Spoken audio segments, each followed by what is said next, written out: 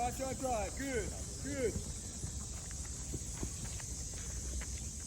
Forward, right side. So just pump that right knee. As you get to the end, it'll burst. Decelerate, walk back in. Well done.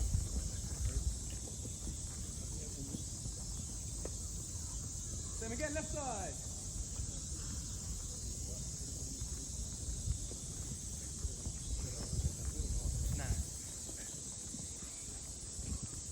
Good guys, let's do more. Back to the shuffle, forward. So Sandro Tonali now has clear light at the end of the tunnel. It's looking likely that he's going to be able to play in the Carabao Cup tie at Nottingham Forest on August 28th.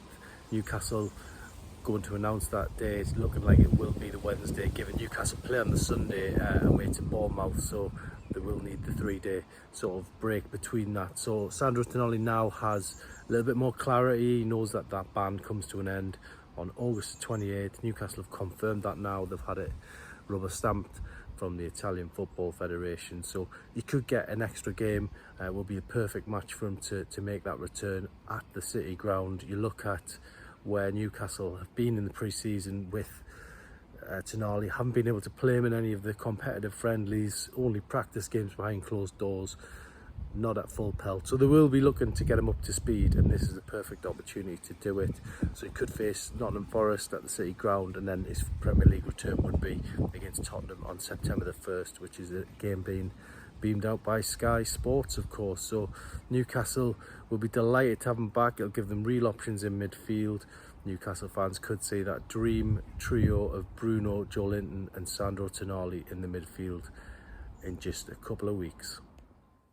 So Newcastle United have listened to everything Crystal Palace have to say after going public on the Marc Guehi situation with Steve Parish, making it very clear that they want more money for their star centre-back. And Palace yesterday also putting Guehi up for interview, which is something that they probably could have avoided, but decided to do it anyway, leaving Newcastle in a position where people probably will feel they have to respond, but it's understood that Newcastle quietly getting on with the business, trying to conduct things behind the scenes, looking at alternatives to Marc Guehi.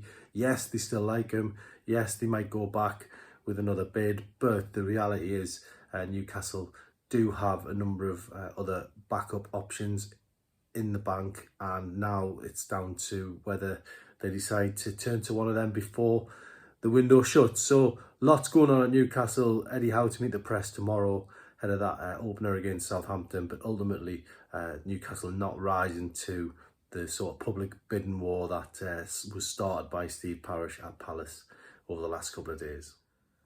So just a couple of sleeps now left before Newcastle face Southampton in that opener. The curtain raiser at St James's Park against newly promoted Southampton. And while it will be a reasonable test, early test for Newcastle, it's one that you'd like to think they can get off to that flying start. They've got a free run at the fixtures this year. There's no European distractions. Eddie Howe's going to be able to work with the team from a week-to-week basis. He's going to have more time on the training ground. That's what he's all about. He said he's a tracksuit manager, and now he's got the opportunity to really get the best from the players at his disposal.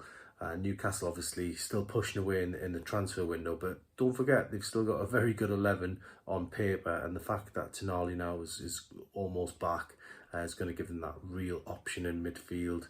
They can add to it. That'll be fantastic. But I think if you, as I say, that 11, I've picked a couple of teams now in the last couple of days, and they do look strong.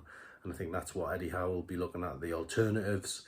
He'll have to rotate the squad a little bit with the Carabao Cup coming up, but ultimately it all points to Newcastle hopefully getting off to that flying start. Southampton, then Bournemouth, and then Tottenham before the international break. So 3 games there where you'd fancy Newcastle to pick up probably, 6-7 points at least. Hopefully that will be the case, and last season will be a distant memory.